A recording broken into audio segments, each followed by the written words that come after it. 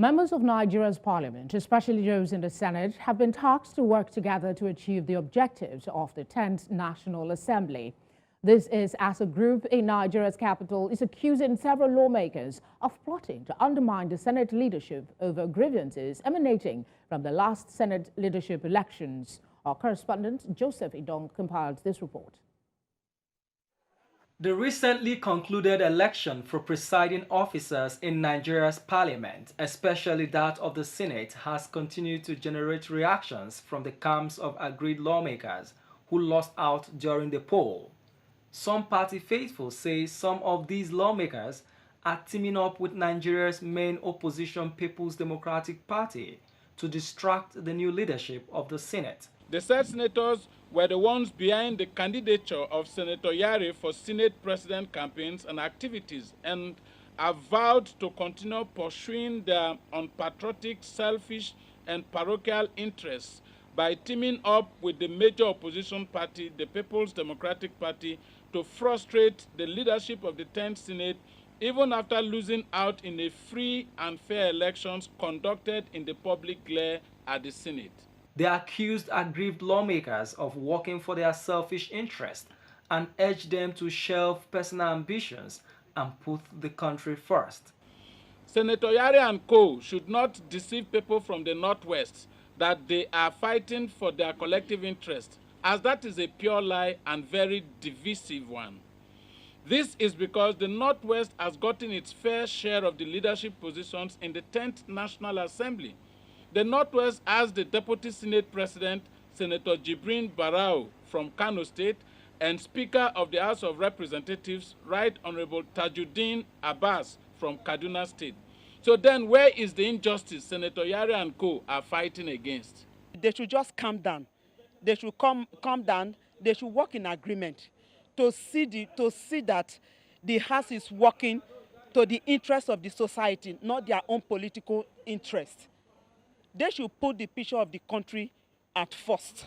They say the plan to undermine the new Senate will not work well for the country, urging all involved in the plot to have a change of heart. As the ordinary citizens that will bear the brunt of such unpatriotic actions, we will not fold our arms and watch them distract this government of renewed hope from improving the living conditions of the masses. And I believe in President Bola Tinubu is not going to give that opportunity. I believe in Senator Godswill Akpabio. They are not going to give the opportunity to them to emerge.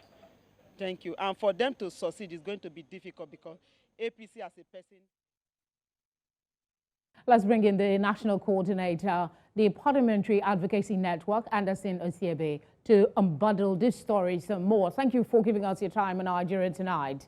Lawmakers plotting to undermine Senate leadership in less than 2 weeks of existence. Isn't this coming too soon? Well, thank you so much for having me. I most sincerely appreciate this opportunity. Now, first of all, let me actually put the record straight.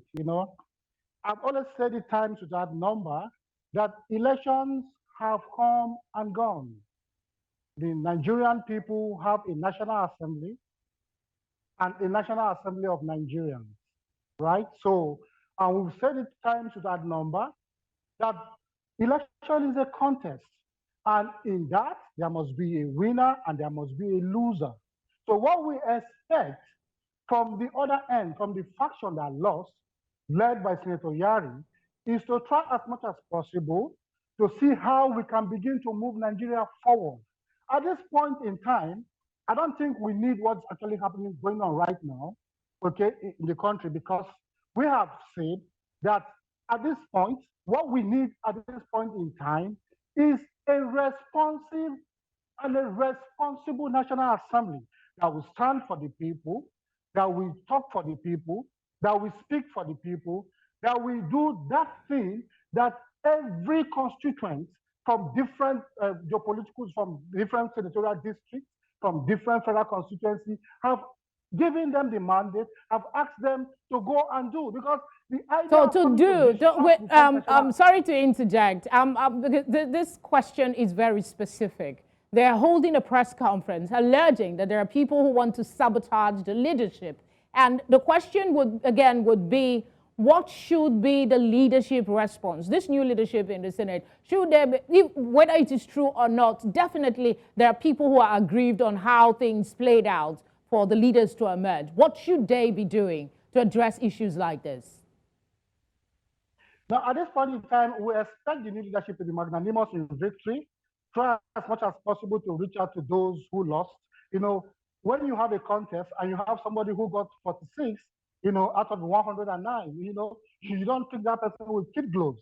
But however, I expect the new leadership to try as much as possible, meet the other opposition, meet the other faction, and see how they can come together and synergize for the betterment, for the benefit of Nigerians who have elected them. So I think I've seen the new leadership led by Senator Godswill Akpabio do that. I've seen him visit some of the lawmakers who are on the other end. So I think that should continue. Yes, because I don't really know why at this point in time, when we are preparing for governance, some few individuals in the National Assembly, especially in the Senate, feels that the best thing to do is to look for a way to begin to disrupt the leadership of the National Assembly. That is honestly going to be challenged.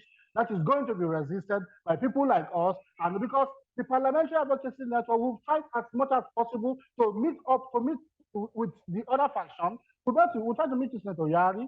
We'll try to meet with other key opposition members in the PDP and even in the APC. So all right, Mr. Osiebe. Thank you very much for sharing your thoughts so far. But before we let you go, I'd like you to speak on some prediction for the 10th Assembly. What are some of the challenges you expect to see, and how do you expect the leadership to go about addressing some of them? Yeah, obviously there are going to be challenges in the 10th National Assembly, and one of the challenges is that, in the 9th Assembly, there are bills that came up, that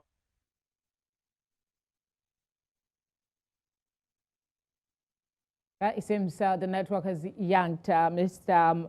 Anderson Osiebe off. We do hope we can get him on some other time. Thank you very much in absentia for speaking with us.